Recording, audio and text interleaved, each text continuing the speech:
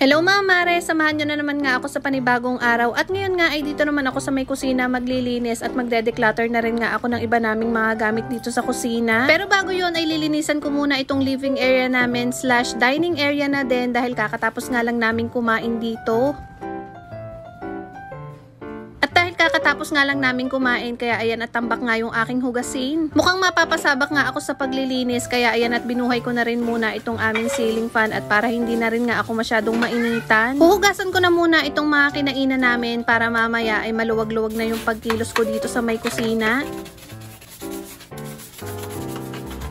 At bago ko naman simulan ang paghuhugas ng mga plato ay sinabon at binrush ko na rin muna itong aming lababo. Pinatulog ko na nga rin muna ang baby Sabrina para wala nang mangungulit sa akin at para dire-diretso na rin yung paglilinis ko rito. Si Kuya Skyler lang kasi ang nagbabantay kay baby Sabrina dahil si Papa Chad ay umalis saglit.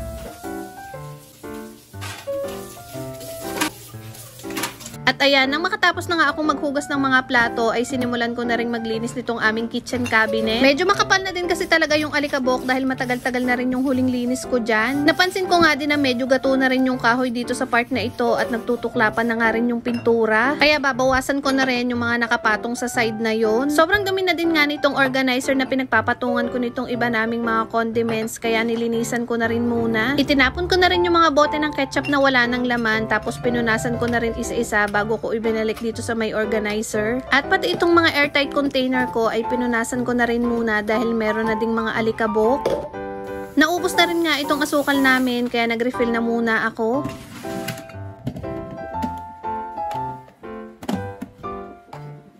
Nakatapos na nga ako doon sa isang side kaya dito naman ako sa may kabila. Tinanggal ko na rin muna lahat ng mga nakalagay dyan saka ako pinunasan. Papalitan ko na nga pala itong aking mga condiments jar dahil meron ng part na nangangalawa. At eto naman nga yung mga ipapalit ko. Naipakita ko na nga ito sa inyo last time at ngayon ko pa nga lang yan magagamit. Mas maliit nga lang ito ng konti pero mas nagustuhan ko talaga ito. Tapos ayan, meron na din nga pala yung kasamang spoon para mas madali lang kumuha.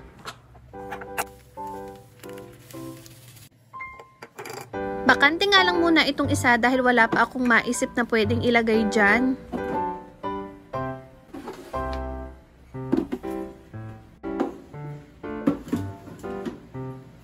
Tapos na ako maglinis sa kitchen cabinet kaya itong side naman na ito ang lilinisan ko. Papalitan ko na rin nga itong mga condiments bottle namin at kahit isang taon ko na nga yung gamit ay okay na okay pa rin naman at wala pang sira. At ganito naman yung ipapalit ko, yung automatic na nagbubukas at nagsasara. Ang problema ko lang naman kasi doon sa lumang condiments bottle ay minsan hindi talaga maiiwasang nakakalimutan naming isara. Ang tagal na nga nitong condiments bottle na ito sa akin at ngayon ko pa nga lang ito magagamit. Yung lumang condiments bottle naman at condiments jar ay baka ibigay ko na lang kay mother. At dahil may natira pa akong konting mantika ay dito ko na lang ilalagay sa bago kong nabiling oil pot. Sobrang cute nga nito at lagayan talaga ito ng used oil. At dahil wala pa naman kaming used oil kaya itong malinis na mantika na lang muna yung inilagay ko. May strainer na din yan at may takip na rin yung dulo para naman hindi dadapuan ng langaw, ipis or langgam.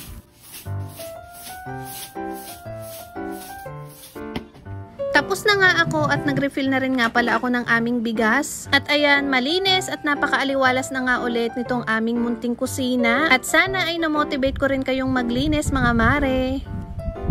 Ay siya, yun lang muna ulit for today. Salamat!